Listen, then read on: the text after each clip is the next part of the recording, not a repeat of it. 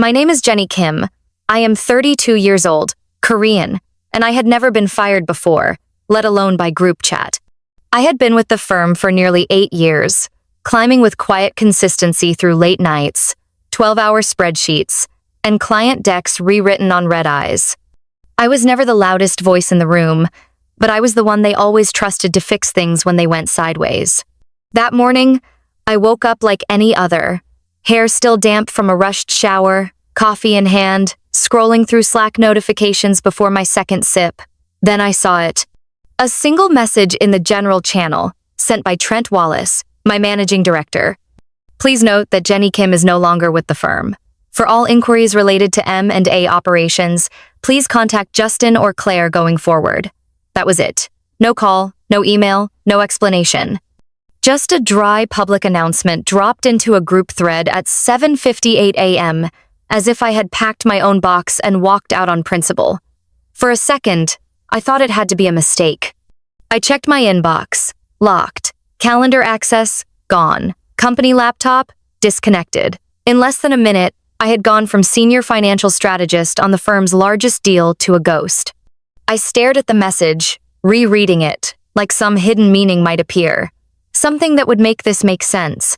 But all I saw were the reactions below it, the emojis that felt like tiny betrayals. The shocked face from someone in HR, a sad face from a junior analyst I had mentored through 2 promotions, and silence from everyone else. No one messaged me. No one asked if I was okay. No one challenged Trent or offered a thread of decency in front of the 146 employees who all watched it happen in real time. I was humiliated. Not just by the firing, but by the public way it had been handled, like my time, my work, my name, could be reduced to a line of text and a reassignment. I closed my laptop, set my coffee down, and sat still for 10 minutes. My phone buzzed twice, both from calendar bots reminding me about meetings I no longer had permission to attend. I didn't cry. I didn't scream. I didn't call anyone. I opened my personal laptop, opened a blank document, and started writing down everything I could remember from the last 2 months. The deal, the timeline, the meetings, the access, and most importantly, the parts of it only I controlled. I wasn't sure what I would do yet, but I knew one thing with absolute certainty. They had fired me without warning, without dignity, and they had done it publicly. But what they didn't realize was that they had just made me free. And people forget that sometimes, the quiet ones are the ones you should be most afraid of when they have nothing left to lose. Trent Wallace was the kind of man who mistook volume for leadership and charm for competence, and I had spent years learning how to survive his orbit without letting it pull me under. He was 41, loud in every possible way, from his polished leather shoes that clacked through the office like warnings, to his booming voice that somehow always needed a microphone at company retreats.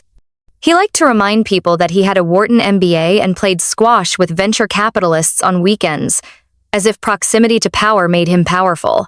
I kept my head down. I delivered results. I made his numbers look good, and in return, he tolerated me, which for someone like Trent was the closest thing to respect I was ever going to get. But tolerance is fragile, especially when you're a Korean woman in finance who doesn't fit the mold of what they expect brilliance to look like. I didn't schmooze. I didn't drink at the bar after client meetings. I didn't laugh at his jokes. And the thing that threatened him most was that I didn't need his approval. I got results without groveling. Clients trusted me because I told them the truth, not because I promised them everything. And somewhere along the way, Trent must have decided that was a problem. He started small, removing me from high-visibility meetings, assigning me busy work under the guise of delegation, asking junior analysts to present decks I had written word for word. I didn't flinch.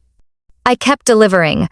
I outperformed projections on the firm's last 3 quarterly deals and quietly flagged a red flag on a merger that would have cost us millions. He brushed it off. I documented it. The latest deal, an $86 million acquisition of a boutique logistics firm, was the crown jewel he had been chasing for months. I had built the financial models, tracked the projections, and led the due diligence from day one. And yet, the closer we got to the finish line, the more invisible I became. He started referring to it as his project in team meetings, using phrases like "my call and I negotiated," as if he had done more than skim the executive summaries I prepared. I knew what he was doing. I also knew he couldn't close the deal without the final risk analysis, and I was the only one who had it. But arrogance blinds people. It makes them believe the silence of others is submission when it is actually observation.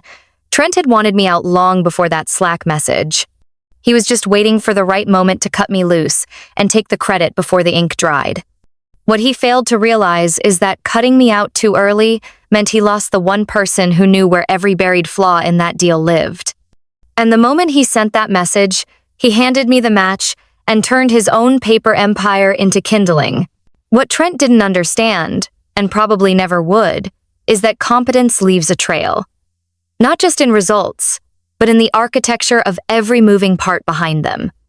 I had spent 4 months building the backbone of the firm's largest deal to date, a merger valued at $86 million, and while he had been whining and dining the press, I had been mapping out every financial model, risk factor, and compliance dependency with the precision of a surgeon.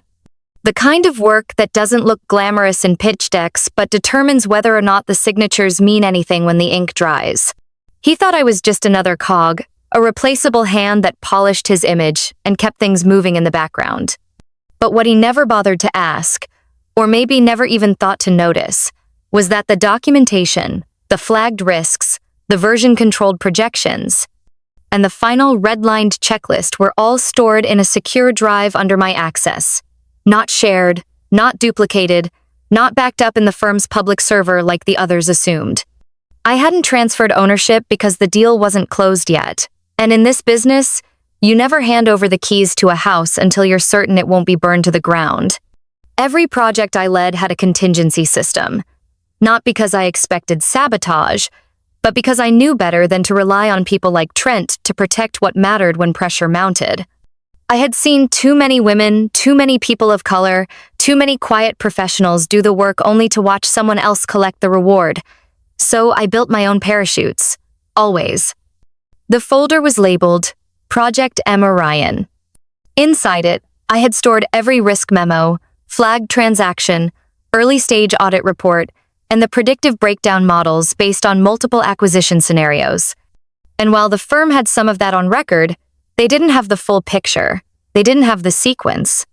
And they certainly didn't have the revised due diligence timeline I had personally adjusted after uncovering inconsistencies in the seller's debt disclosures. Trent had insisted we move forward. I had stalled with quiet excuses, because I knew if we closed before correcting it, the firm would be liable for a mess they didn't understand. I hadn't even filed the final version of our compliance report. I had been waiting, watching, deciding whether they were still worth protecting, and then he fired me, in a group chat, without grace, without a shred of professionalism. The moment that message went out, he cut off his only link to the safety net I had built beneath his swaggering confidence. He thought he had won. He thought removing me made him untouchable. But all he had done was lock himself out of the very vault that held the truth, and I watched quietly as the clock began to tick down, knowing exactly what they would be missing when the final hour arrived. The next morning, the silence was louder than the message that started it all. I woke to a sterile email from HR with the subject line, Separation Logistics, written in that bright, falsely cheerful tone they use to pretend it is all routine.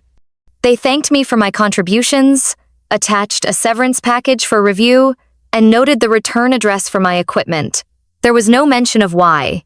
No explanation, no offer of conversation. Just a list of tasks and a line at the bottom that said, "Please do not contact clients directly." As if I were a liability, as if I hadn't been the reason half those clients renewed last quarter. I opened the company laptop, not expecting much, and sure enough, my access was already gone. No email, no shared drives, no calendar. Just a locked screen and a spinning cursor where my credentials used to live. That was the part that hit me. Not the message, not even the public way I was removed, but the fact that no one said a word afterward. People I had led through all-night deadlines, people I had mentored through promotions, people I had defended when Trent snapped at them in meetings. All quiet. I knew it wasn't about loyalty. It was about fear. Fear of being next. Fear of being noticed. Fear of guilt by association in a world where silence is often safer than truth. I didn't hold it against them, but I remembered. Every blank message window, every unread Slack thread, every LinkedIn notification from someone who was cheering me on from afar, but couldn't even send a text. I said nothing. I didn't respond to HR. I didn't reply to the handful of vague condolence messages that trickled in 3 days later. I didn't even tell my parents. Instead, I turned on my personal laptop, opened a new folder, and started saving everything. Screenshots of old meeting invites, notes from clients thanking me for strategies that now bore Trent's name, emails with budget approvals I had submitted but were credited to someone else.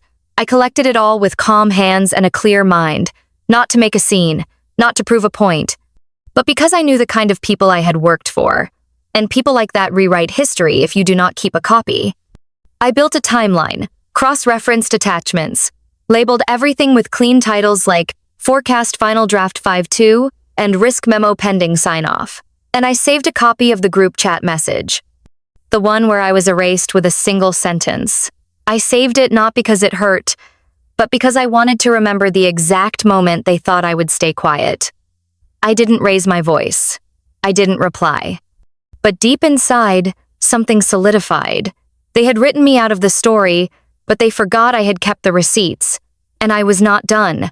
Not yet.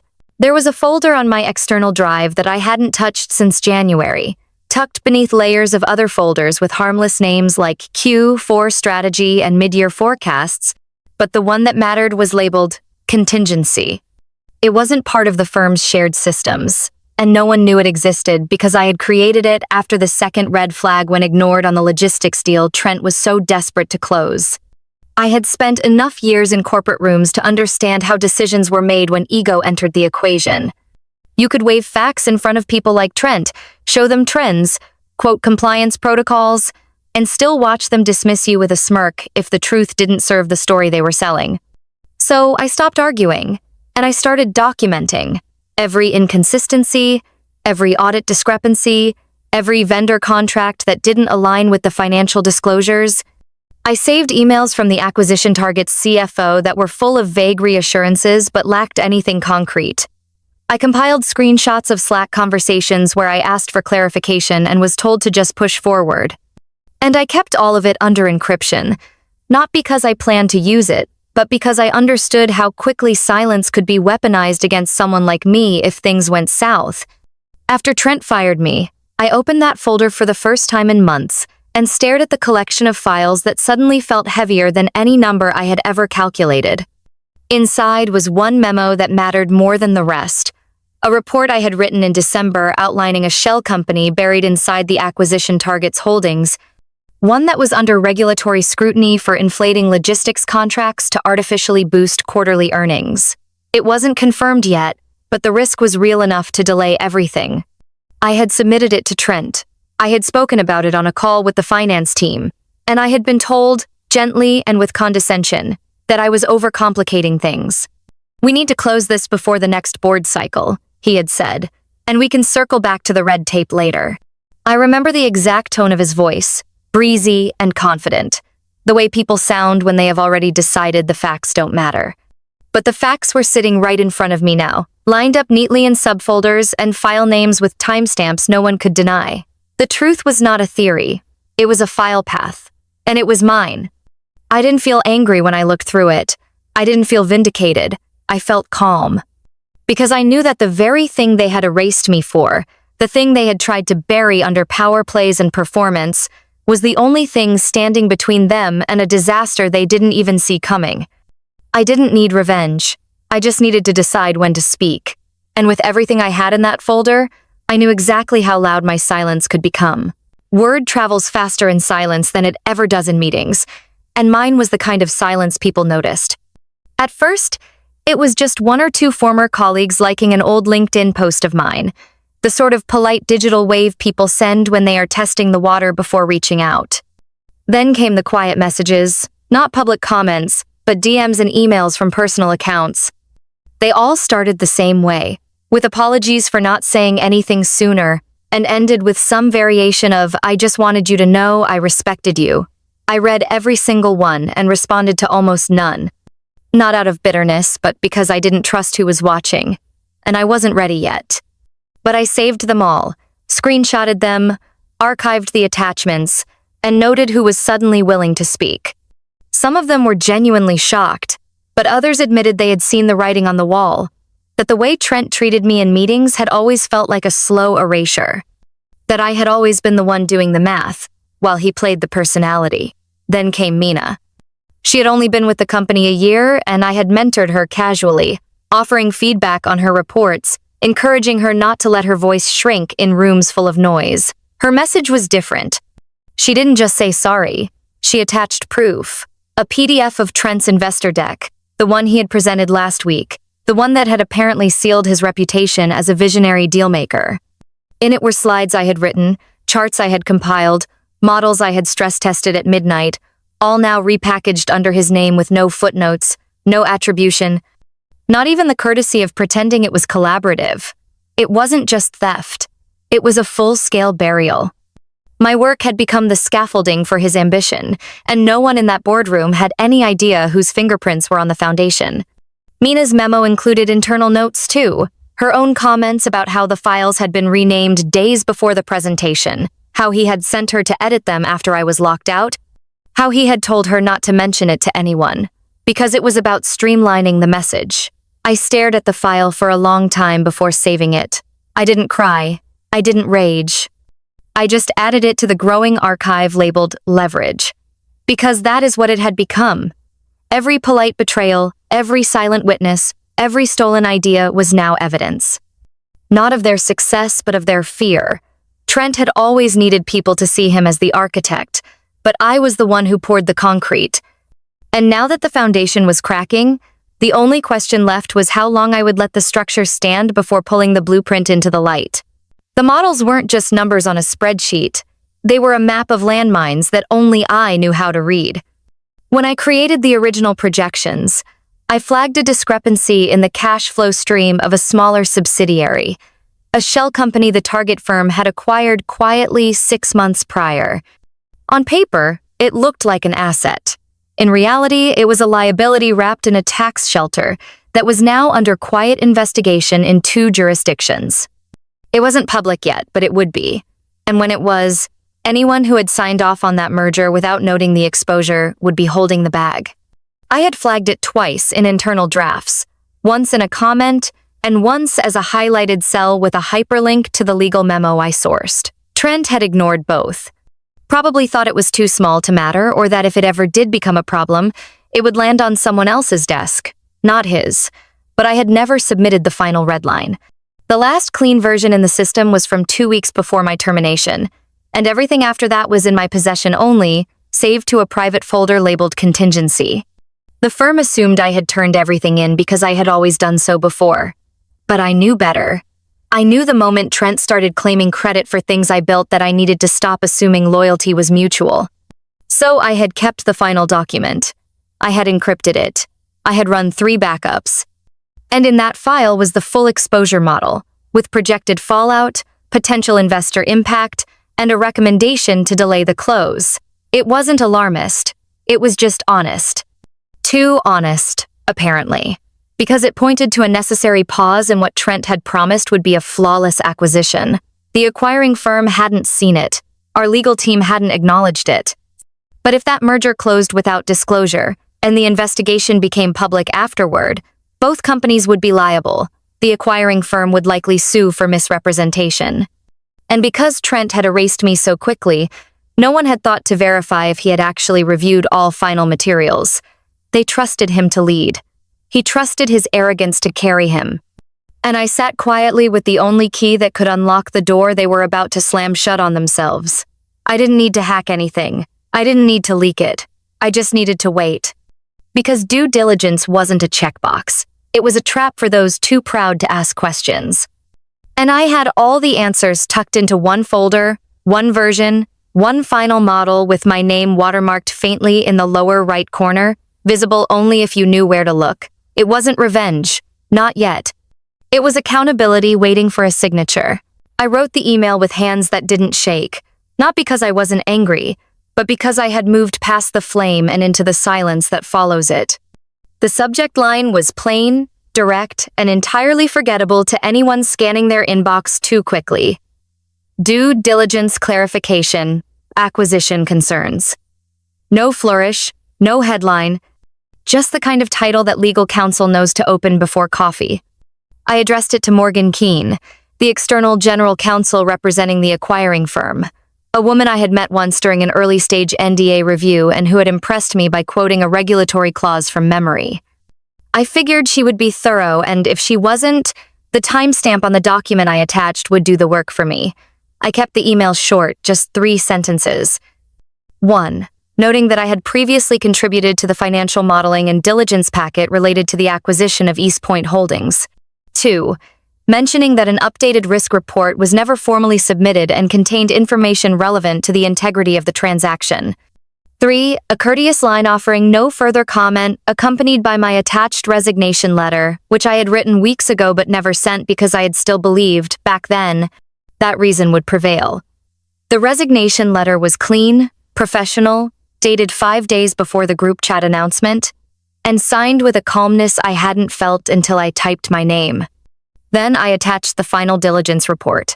It was watermarked, it was time-stamped, it was damning in its precision. I didn't CC Trent, I didn't CC HR, I didn't CC anyone. It was not a threat. It was not a cry for attention. It was a correction. A mirror held up to the face of a deal that had forgotten to ask whether it was built on sand or stone. When I hit send, the message disappeared like all the others, swallowed into a digital void I had once navigated daily without hesitation. But this time, I closed my laptop. Not slammed, not shoved, not dramatically snapped shut, just gently closed. I logged out of every account, every platform, every old work alias, deleted Slack, signed out of LinkedIn, erased the passwords from my keychain. I didn't wait for a reply. I didn't check to see if the email had been opened. I knew it would be. I knew what that file would do the moment the right eyes read it. So I made tea. I watched the steam rise. I stood by the window with the kind of stillness that comes only after you've chosen yourself over your silence. I didn't win anything. Not yet. But I had returned the truth to the room, and then I had left it. Let them scramble. Let them spin. I was already gone. Within 48 hours, the cracks I had quietly marked widened into a chasm that swallowed the entire deal. The acquiring firm released a formal statement that cited unresolved internal discrepancies as the reason for their withdrawal, and while it sounded polished on paper, the industry read between the lines. Everyone knew what that meant. Everyone knew someone had found something they were never supposed to find, and whispers started to gather speed, like a match dragged across dry bark. The media latched onto the term internal mismanagement, recycling it across headlines like a mantra, while anonymous sources fed reporters just enough truth to keep the flames burning. Screenshots of investor emails and snippets of boardroom chatter began to surface in private Slack groups and industry forums. Suddenly, the firm that once draped itself in confidence was swaddled in panic, and Trent Wallace, the man who had fired me like a footnote, found himself sitting under a spotlight that would not dim. The board called an emergency meeting, dragging in legal, HR, and risk analysts with folders thick enough to block sunlight. Every time a photo leaked of executives leaving the building with their heads low and their collars tight, I made no move to gloat. I made no statement. I didn't comment, repost, or like a single article. I let the silence do the work, the kind of silence that made people fill in the gaps with something worse than what I could ever say. Trent called me 3 times. The first was short, probably a knee-jerk reaction. The second came after the board meeting and lasted longer, like he was hoping I might be gracious or foolish. The third didn't come from him directly, but from a blocked number that left a message asking if I could clarify what was shared externally. I didn't respond to any of them. Not because I didn't have words, but because I didn't owe him any. Let the people who helped bury me dig themselves out. Let them sweat over every clause they ignored, every warning they brushed aside, every late-night email I flagged that was dismissed as overthinking. Mina texted me a photo of the office whiteboard. Someone had written, "Where's the backup plan?" in thick red marker, and beneath it, Someone else had scrawled. Jenny was the plan. I stared at it for a long moment, letting the bitterness melt into something softer, something close to closure. They had erased me thinking the machine would keep running. What they didn't realize was I had been the one oiling the gears in silence. They pulled the wrong lever, and now the whole thing had ground to a halt. I didn't light the fire. I just let them walk into the room full of smoke and pretend it was steam. Trent's downfall arrived not with a bang, but with the hollow echo of a door closing behind him as security escorted him out of the building he once ruled like a careless king. I did not need to watch it to know exactly how it happened. I could picture the boardroom, thick with tension, the long table polished to a meaningless shine as the partners tried to contain the rot that had been spreading under their feet for months. There would have been a moment, a pause, maybe a cough or the clearing of a throat, before someone finally said what they had all been thinking but were too cowardly to admit until the money bled dry. He has to go. And just like that, the man who fired me in a group chat found himself on the other side of a locked door, holding a cardboard box full of regret. The firm scrambled to manage the fallout, issuing vague public statements full of legal cushion and damage control. Words like restructuring and internal review made their way into the press release, but everyone knew what it meant. The $86 million deal was dead, the acquiring firm long gone, and unimpressed by desperate calls or promises to revisit terms. I watched the chaos from the quiet comfort of my own space, sipping my coffee slowly as updates rolled in like waves. One by one, clients began to pull their contracts, some citing concern over instability, others saying nothing at all as they disappeared into other partnerships. The building that once refused to carry my name now carried the weight of my silence. Former colleagues who had once looked through me in meetings began sending quiet messages. They asked if I was doing okay. They asked if I had really known it would all collapse. But they never asked the question they should have. They never asked why I didn't stop it. They already knew. Inside the firm, my name shifted from an afterthought to something almost sacred, something uttered in hushed tones and nervous glances. I was no longer dismissed or diminished. I was the cautionary tale that wore lipstick and heels, the ghost in the system that pulled the right thread and watched the whole thing unravel. I didn't need to come back. My absence spoke louder than any presence ever could. Trent had underestimated the quiet ones, the ones who do not scream when they are wronged, but instead take notes, gather receipts, and wait for gravity to do its work. And gravity came for him with merciless timing. He lost the job he clung to like a trophy, and the company that once applauded his swagger now pretended not to know him. I didn't celebrate. I didn't need to. The revenge was in the consequences. And as the firm tried to piece itself back together with trembling hands, I watched from afar, calm and clean, with nothing left to prove. The truth has a way of circling back like a hawk overhead, slow and deliberate, waiting for the right moment to strike. I had no part in leaking the recording, though I had my suspicions about who did. It did not matter who pressed send or uploaded the clip to the investor forum, only that it existed and that it spread like wildfire. In the recording, my voice was calm, steady, almost too measured for the weight of what I was saying. I had flagged the risks early, named the shell company outright, and advised against proceeding until deeper due diligence could be done. I did not plead. I did not shout. I laid out facts like a surgeon prepares tools, clean and undeniable, and in that quiet conviction, I buried the lie. The clip made its way into private equity circles, legal blogs, and eventually public business forums, where strangers began to write about me like I was a case study. The woman who saved a company by walking away. That was the line that kept surfacing, repeated in comments, headlines, even whispered on finance podcasts where analysts dissected the collapse as if it were a fable with a moral no one wanted to admit. I did not respond to the attention. I did not correct or clarify. The truth stood on its own. And what a strange thing it was, to watch my silence become a story, my caution turned into legend. What they never mentioned was the feeling I had the day I first raised those concerns, how the room had gone still, how Trent's jaw had twitched, how I could already feel myself being measured for exile. They praised my foresight now, but back then, it had cost me everything, or so I thought. Now, the scales had tipped. Recruiters began reaching out. Former clients messaged to express their respect. Even a few journalists tried their luck, hoping for a quote, a comment, a soundbite. I gave none. I had no need to relive the moment. It was already echoing loudly enough without my help. Trent's defenders evaporated quickly, their support as shallow as their loyalty. The firm's board initiated a full audit, and in every file they opened, my warnings rang louder. I had not just walked away. I had walked away after doing the right thing, after being ignored, after being erased in a group chat. That distinction mattered, and the industry noticed. It turns out reputation is not built in a day or a headline.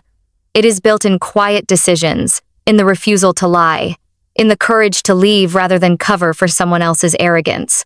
I had not asked to be vindicated. I had only wanted the truth to stand, and now it did, tall and unshaken, while the building that cast me out tried to rebuild its walls around the silence I left behind. The truth had come back around, and this time it came wearing my name. The email came late on a Thursday night, tucked between a promotional newsletter and a shipping confirmation from a skincare brand I had forgotten I ordered from. The subject line was bland, clinical, almost sheepish. Formal apology and acknowledgement.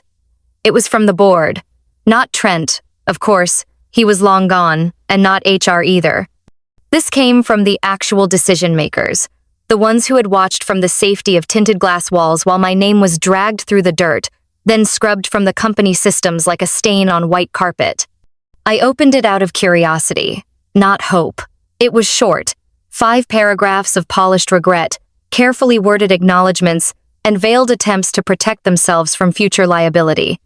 They used phrases like mismanagement of internal processes and failure to uphold the values of our institution, but never once named the act for what it was: cowardice, exploitation, a calculated silencing. Still, buried near the end, there it was, an apology for how I had been treated, an admission that I had raised valid concerns, an acknowledgement that my removal was premature and mishandled.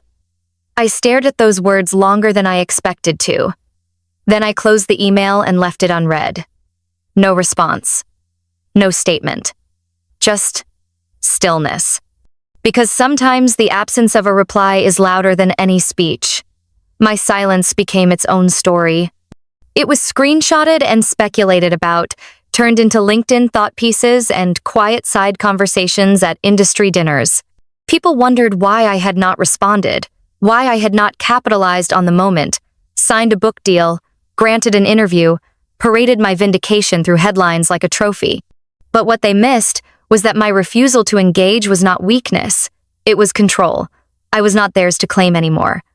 And I would not waste another ounce of breath offering closure to people who had only ever seen me as a threat. Outside the firm, my name traveled in a different way. Colleagues from rival firms reached out, not with job offers exactly, but with possibilities, invitations to think tanks, requests to advise on deals. A quiet word from a partner at a hedge fund who said, "We've heard what you did." That took spine. It was strange, watching the very thing that almost destroyed me become the reason doors were opening now. My reputation was no longer defined by the firm that had discarded me. It had become something untethered, sharper, cleaner, more respected because I had chosen not to beg for it. I had chosen to walk with it. And when people asked if I would ever go back or forgive or take a meeting with the board, I just smiled. Some things do not need revisiting. Some apologies are best left unopened. Because once you know your worth, once you have built your own name from the ashes of their dismissal, you do not need their validation. You just need to keep walking forward and let your silence say everything. It started with a text from Raymond Cho, one of the few people at the firm who had always treated me like an equal, not a competitor. He said he was out, done with the smoke and mirrors, the culture of fear disguised as professionalism, and he wanted to meet for coffee. I almost didn't go. I had gotten used to silence, to the stillness that followed the storm, and part of me liked the quiet too much to invite more noise. But something told me to say yes.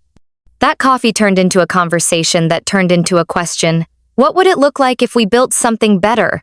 Not bigger, not flashier, just cleaner, sharper. A place where strategy didn't mean spin, and value didn't come at the cost of dignity. I had already been sketching ideas in the margins of notebooks, scribbling names on sticky notes, dreaming of a firm that could operate without the rot I had walked away from.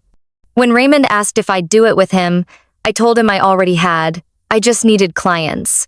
2 weeks later, I got an email from Claudia and Tomas, both ex-partners from the old firm, both still stung by the fallout, both ready to jump ship but not without a plan.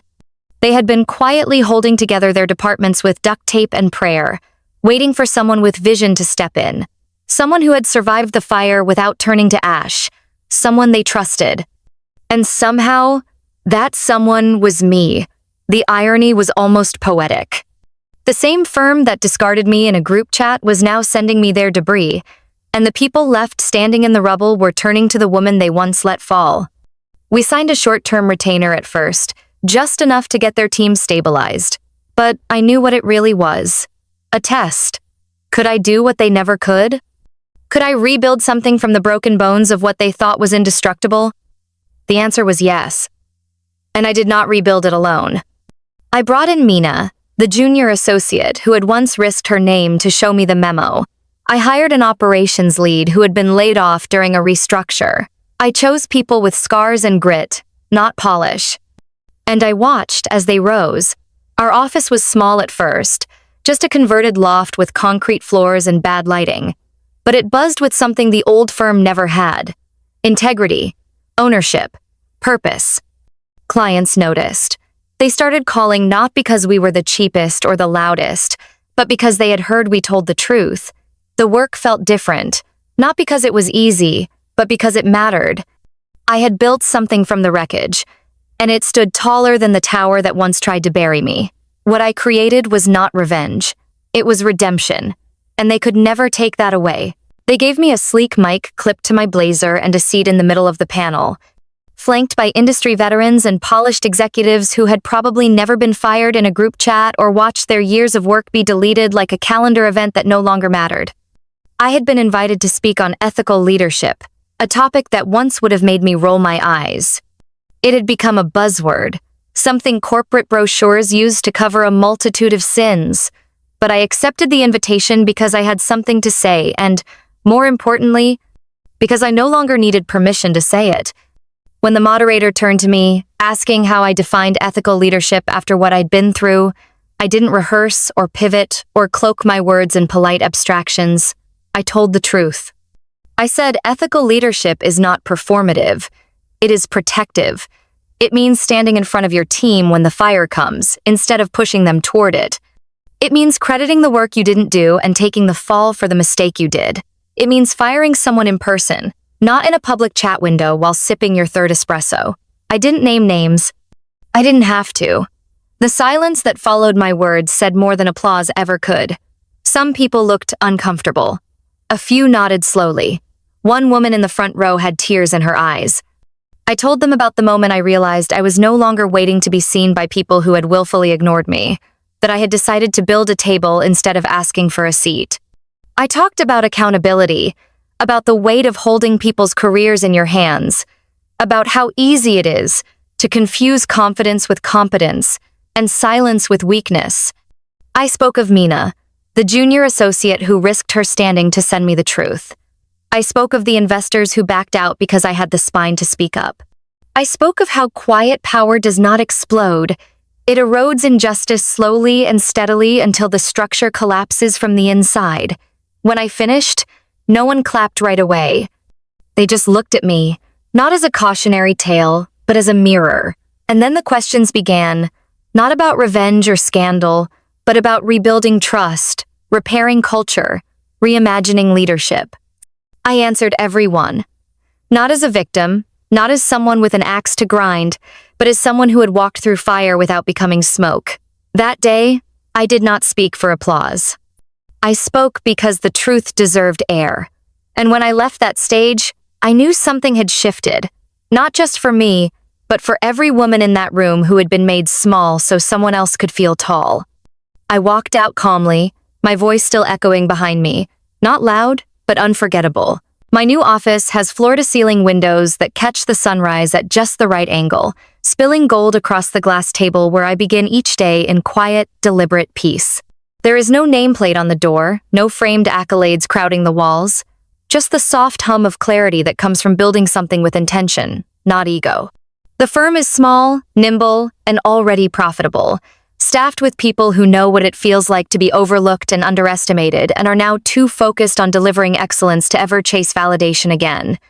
I sip my coffee without rush, scrolling past headlines that once screamed about the collapse of an $86 million deal, now fading into archived silence. Their story is no longer mine to carry. I never sent a follow-up email, never issued a statement, never corrected the narratives that swirled after I walked away. Let them guess. Let them wonder. Let them spin their theories in boardrooms and whisper them at industry dinners. I had nothing left to say because the truth had already done the work for me. They drowned not in scandal, but in the vacuum I left behind. That is what no one teaches you about power. Sometimes it is not the storm that wrecks the ship, but the sudden stillness when the tide changes and no one knows how to row. I was the tide. I had built the systems, designed the models, carried the weight, and when they cut me loose thinking I was disposable, they discovered I had been the current holding them steady. Now, they are scrambling for orientation while I build in peace, taking on clients who value integrity over optics and strategy over spin. I do not need revenge. I do not need vindication. I have mornings like this, where my phone lights up with messages from new partners who found me through word of mouth, not LinkedIn clout. I have teammates who speak my name with respect, not fear. I have silence, not the kind that isolates, but the kind that fortifies. When I think of Trent Wallace now, I do not feel anger. I feel distance. He is no longer a shadow on my story. He is a footnote in someone else's cautionary tale. There is power in restraint, in letting silence echo louder than 1,000 justifications. I didn't have to scream to be heard. I didn't have to fight to be seen. I simply removed my presence, and the structure he built on sand began to collapse. Let the silence be the lesson. Let the absence speak volumes. Let them remember that the woman they fired in a group chat became the name whispered in rooms they can no longer enter.